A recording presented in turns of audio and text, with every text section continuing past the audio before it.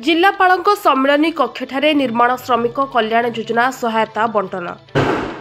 गजपति जिला पारलाखेमुंडी स्थित जिला श्रम विभाग और जिला प्रशासन मिलित आनुकूल्य आज शुक्रवार 12टा बेले जिलापालଙ୍କ सम्मेलनी कक्षठारे ओडिशा कोठाबाड़ी और निर्माण श्रमिक कल्याण योजना सहायता राशि बंटन करा जायछि।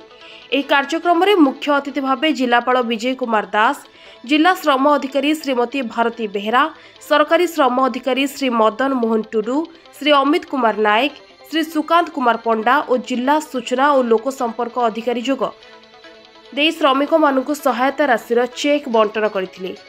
एही निर्माण श्रमिक कल्याण योजना सहायता बंटन रे जिले में मोट 374 जनकु विवाह, प्रसूति, मृत्यु और अंतिम संस्कार भली विभिन्न सुविधा बंटन करा जायछि। सेति मध्यरे डीबीटी मोड माध्यम हिताधिकारी मानक अकाउंट को 1,63,63,6200 टंका सीधा सड़क पठा जायछि।